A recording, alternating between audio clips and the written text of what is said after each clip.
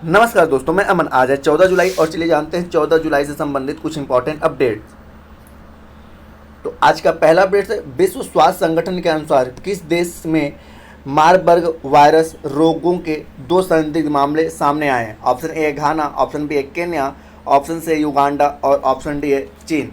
तो यहाँ पर जानते हैं कि विश्व स्वास्थ्य संगठन के अनुसार घाना में मारबर्ग वायरस रोग के 2 संदिग्ध मामले सामने आए। मारबर्ग वायरस रोग इबोला के समान है। इस वायरस की मौजूदगी की पुष्टि के लिए सैंपल अब सेनेगल के रिसर्च सेंटर भेजे गए हैं। इन दोनों की मौत के बाद कोई नया मामला सामने नहीं आया है।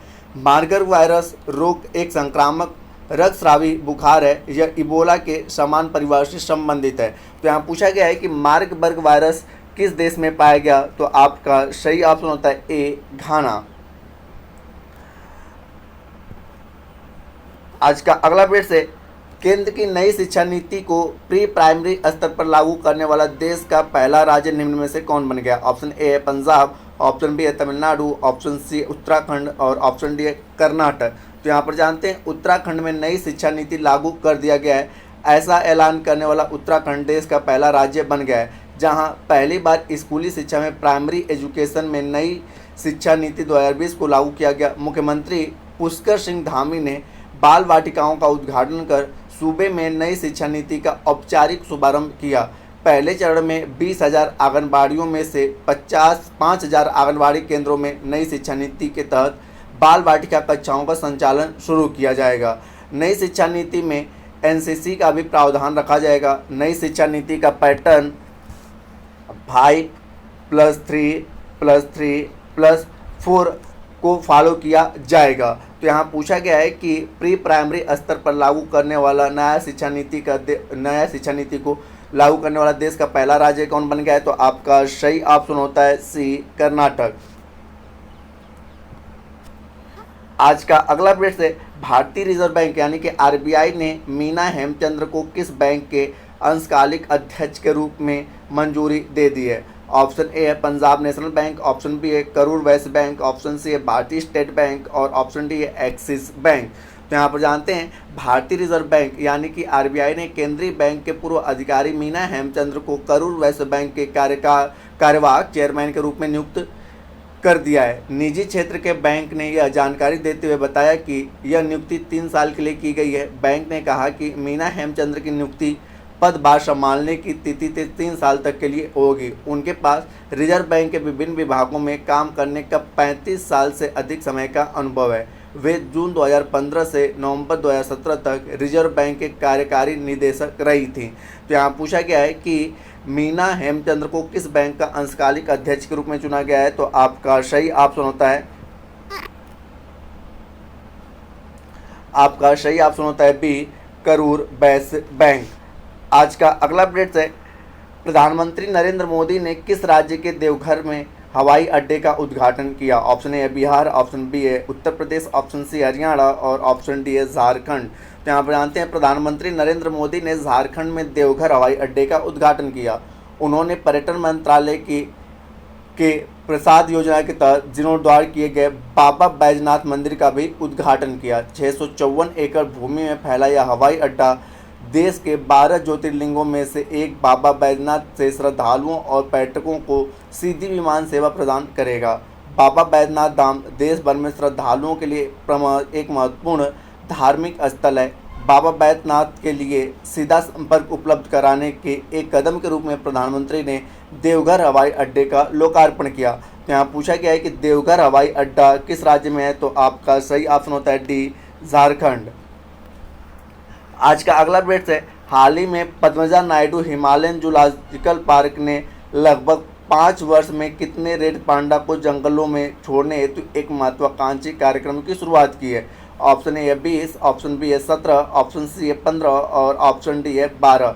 तो जानते हैं हाल ही में पद्मजा नायडू हिमालयन जूलॉजिकल पार्क ने लगभग 5 वर्षों में 20 रेड पांडा को जंगलों में छोड़ने हेतु एक महत्वाकांक्षी कार्यक्रम की शुरुआत किया है। पश्चिम बंगाल में सबसे अधिक संरक्षित क्षेत्र सिंगलीला नेशनल पार्क को जल्द ही नए निवासी मिलेंगे। दुनिया भर में विशालकाय पांडा और रेड पांडा केवल यही 2 अलग अलग पांडा प्रजातियां हैं।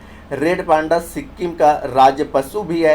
रेड पांडा शर्मीले, एकांत और वृक्ष पर रहने वाला जानवर है तथा पारिस्थितिकी परिवर्तन के लिए एक संकेतक प्रजाति भी मानी जाती है। तो यहाँ पूछा गया है कि पद्मनाभ नायडू हिमालयन जूलॉजिकल पार्क में कितने रेड पांडा को छोड़ने के लिए पहल शुरू किया गया। तो आपका सही ऑप्शन होता है ए 20।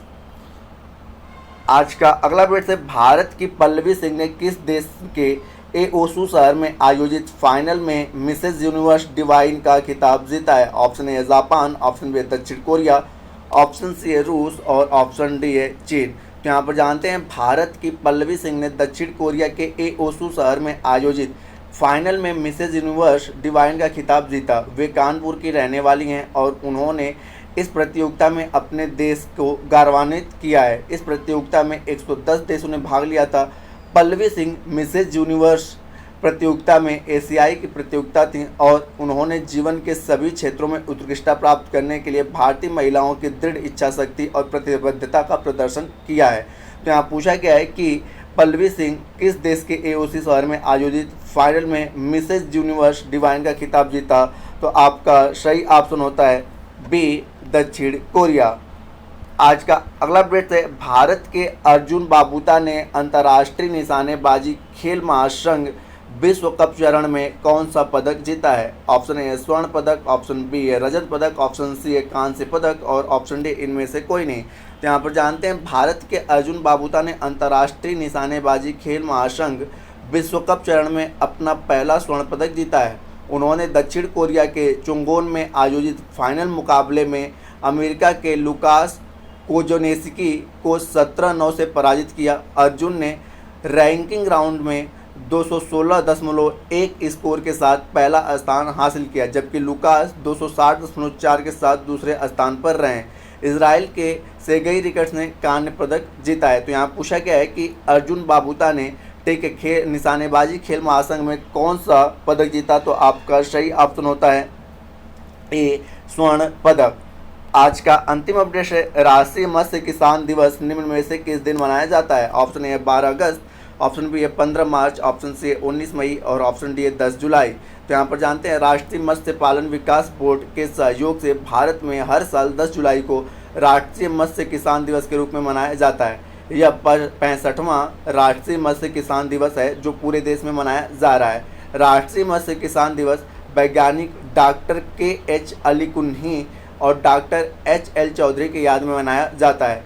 इन दोनों ने 10 जुलाई 1957 को भारतीय मेजर कॉर्प्स में हाइड्रोपोनिक्स का सफलतापूर्वक प्रदर्शन किया था। तो यहाँ पर पूछा गया है कि राष्ट्रीय मत्स्य किसान दिवस कितने को मनाया जाता है। तो आपका सही ऑप्शन होता है डी 10 जुलाई। तो दोस्तों पिछले सेशन में आपसे क्वेश्चन पूछा गया था, मलाला यूसुफजई जो कि शांति के क्षेत्र में नोबेल पुरस्कार जीती हुई हैं, उनका जन्म किस देश में हुआ था। तो उसका सही आंसर है पाकिस्तान। ठीक है, उसका सही आंसर है पाकिस्तान। तो जिन्होंने भी सही उत्तर दिया उनके लिए बहुत बहुत बधाई। अब आज का अगला क्वेश्चन है कि सिक्किम का राजकीय पशु क्या है। ठीक है, सिक्किम का राजकीय पशु क्या है। तो इसका आंसर आप हमें कमेंट बॉक्स के जरिए बता सकते हैं। तो दोस्तों वीडियो अच्छा लगा हो तो वीडियो को लाइक करें, कमेंट करें तथा अपने दोस्तों के साथ शेयर करें तथा चैनल पर नए हैं तो चैनल को सब्सक्राइब करें। एवं इस PDF को प्राप्त करने के लिए आप हमारे टेलीग्राम से जुड़ सकते हैं जिसका लिंक वीडियो के डिस्क्रिप्शन में दिया हुआ है। तो वीडियो के अंत तक बने रहने के लिए धन्यवाद। मिलते हैं जल्दी नेक्स्ट वीडियो में।